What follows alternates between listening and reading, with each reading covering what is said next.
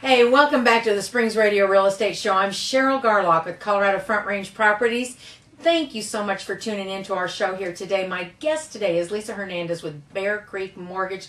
Lisa, welcome to the show. Thank you so much. How are you? I'm great. I wanted to talk to everybody here a little bit about, loan origination here and the cost of getting a loan. I had read an article not too long ago from, I think it was Realty Times had put it out, and they had headed their title that originators were largely responsible for higher closing costs. And I thought to myself, I've been in this business a long time, and I know the lending side of this industry, and I'm going, it's not the originators who are responsible for this thing, and with costs going up there, it has to do with the investors, does it not, in the rules? So much it has to do with the rules and regulations, but so much, unfortunately, we just get blamed for everything. So, the fall of the housing market, so back in '08 is all because of us. So, oh, yeah. So much has changed over the years, and there's, in fact, the opposite. There's so many rules and regulations as to what we're allowed to charge and how much we can charge. In fact, January 14th is coming out with a qualified mortgage regulations, and it's a max of 3% inclusive of title fees, which is so interesting because we cannot control title fees. That's a whole separate entity into itself, which is just crazy. But as with anything, and because of fires even, Cheryl, your homeowner's insurance has increased dramatically. Oh, yeah. That alone is part of your closing costs. So if that goes up, then that gets affected as part of your closing costs. So our fees really haven't gone up. It's everything else that has it's a cause and effect. That's right. And when you are a consumer, I always ask my clients to go ahead and shop for the lender there. One, it's about a personality fit, and believe me, I do believe in a personality connection. I completely concur. So it's all about personality, a lot of it. It really is, because you need a consumer buying a home today really needs to be in good connection with that lender who can actually help them and really understand what their needs, and will take the time to explain to them the different ins and outs about mortgage financing, the costs, the process, and frankly be in their court whenever and wherever possible. Don't you agree, Lisa? 100%. So, and so much of it is, as you were saying, besides obviously rates and fees, but as well as the personality and making sure that person will fight for you. Some won't. They're too busy. They don't care. They don't. It's a whole different mentality. Certain individuals, as in with realtors and what they're looking for, some just are not willing to go that extra mile, and you need to find that in this business. You do. You need that in the lending business and in the real estate business in particular. I mean, you really, really do need those kinds of qualities there. Fighting for you, as far as, let me just take this a step further here, because finding the right loan officer, I think, is really critical, and the right lender, because they often have to go to battle for you all the time with the underwriters. You want them to be able to be in a position to know the underwriting side, that is kind of the loan approval side of things, to be able to go to bat for you and to defend, frankly, your application. Oh yes, it's very important. So, and especially if you're meek and mild and you don't want to fight, or you're afraid to fight, you're going to lose. So you are. And you think that the banks, so to speak, want to make the loans out there.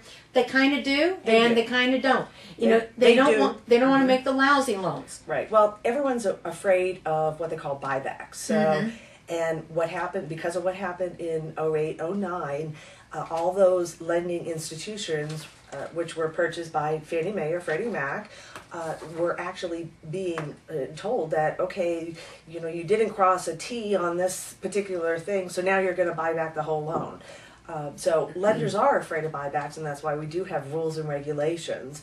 But as long as you can make it fit and make it reasonable, I think the most important thing is make it reasonable. And sometimes you don't fit in a box, so you have to make sure that you have a loan officer who will fight for your case. Right, and that also means, I'm glad you brought up the point about the buyback of the loans there, because that's basically what you guys need to know, is that's a penalty for the lender if they make a loan that basically doesn't fit the actual mold from what the investor said that they would accept there. then the lender is stuck buying that loan back or that's basically repossessing that loan. They're holding it, and that is not what they're in business for. Right. And that in turn makes them conservative on mortgages. So it does.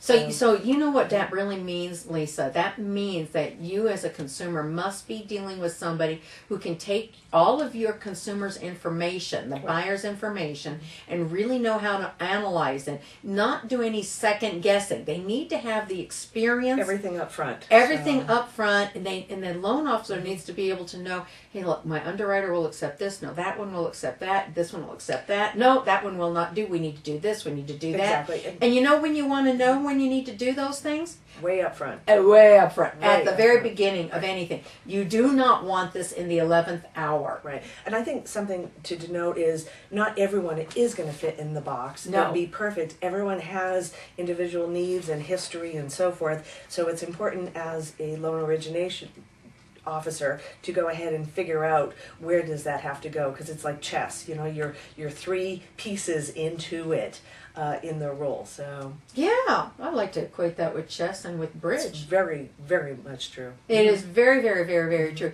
You know, one of the things I always like to tell people too is if you're going to be shopping for a lender to get we used to call them good faith estimates, but really get good faith worksheet, I think is really what it is now. It's the same. It's Sa- both. basically- It's both, actually. I like to get both. So, because the good faith estimate is inclusive of other fees, which Right. typically you don't pay, which is your title insurance policy. And it is also important for consumers to realize that when you give them the list of these fees here, that some of those fees are fees that are, like you said earlier, Paid by seller. they're paid by seller, but they're also some can be paid by seller, but there are fees too that are charged by other entities like the insurance company or the appraisal department or the title company. Right. Those they show up on your list and they think they're all yours, but they're not. Exactly, and it's called actually third-party fees. So, Yeah. and it's very important to denote the third-party fees over the origination fees, and a good loan officer will explain that. So, and actually outline which ones are third-party and which ones are actually your fees. Absolutely. Well, I'll tell you what. You know, I read an article here again from the Casey and blog folks there. Again, they put out something about millennials. Those are like Generation Y, those folks there. And they were talking about if you're thinking about buying a home, now is the time to go ahead and make that move happen. And a lot of people are wondering about whether they should make that move happen or not.